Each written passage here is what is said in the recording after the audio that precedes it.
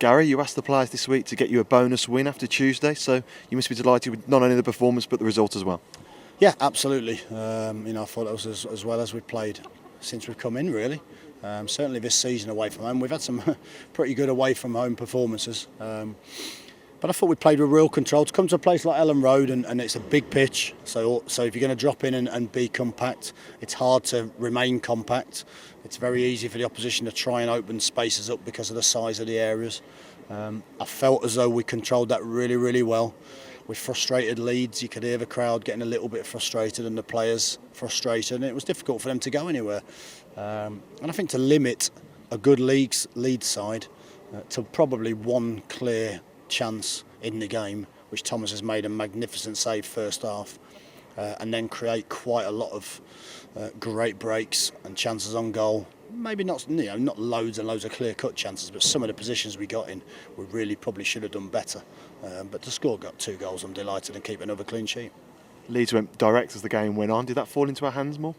Well, I think it fell into the fact that we put John Spector on. I had a debate then, do we put a little bit more quality in an advanced midfield position to try and get us more of the ball to quell what they were doing, or do we put Specs on just to give us a better platform? And I think just before that, they'd had a couple of corners. I just worried Bamba got a free header on one of them, and I just felt as though maybe just a little bit more size in there. It's been incredibly difficult to leave Specs out, of course. I mean, I actually did rest him for the Brentford game, but because we were so good, I couldn't change it. I just felt as though I couldn't change it. But what we've had today is some real impact from the substitutes. Specs coming on, like you say, giving us a little bit more defensive quality, and that perhaps allowed 1 or 2 more to then break towards the end of the game when there's more space. And that led to Magoma scoring the second, and it was a wonderful finish, wasn't it? It was a brilliant finish. I thought he took it fantastically well. He gets into some brilliant positions when he comes on, Jack, and I've actually, in front of everyone in there, I've said, listen, I mean, Jack deserves a big round of applause because, he should have probably started the last 3 or 4 games. He's remained really, really professional on the bench. He looks at the games, he knows where the spaces are when he comes on, and he's come on once again and changed another game. And you can't ask a lot more than that as a manager. I know it's been frustrating for him, but he's done that brilliantly well. And I think he deserves great credit for that. Demarai Gray got the goal in the first with an excellent rifled finish. How important is it that he got off the mark?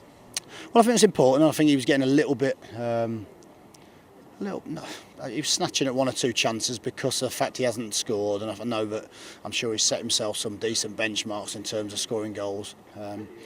He's got into some brilliant positions, and I think, like I said, he's just lacked a touch of composure, which comes sometimes with maturity, and it comes with games and age. And I felt he showed that today, to get into the positions he did, to show when he's 1v1 with anybody, I'd always fancy him to get a shot off. And he actually showed composure with his finish as well as pace and power. And I thought it was an excellent goal, and that really gave us a really nice platform to work off. It's once again we've scored the first goal. Once again towards the end of the game, the more a team pushes, the more space it leaves for us to go and counter. Successive 2-0 away wins. Have the players earned some recovery time over the international break? Yeah, it was really interesting because after the Brentford game, someone mentioned, I think someone's prompted that, haven't they? Someone mentioned about 2 or 3 days off, and I joked and said, listen, if you beat Leeds, I'll give you a week off. I don't care. So I put me under a little bit of pressure now. So I've just said to them they can have 7 days off, but it won't be consecutive. So I think they deserve it. Listen, we've had a horrendous schedule.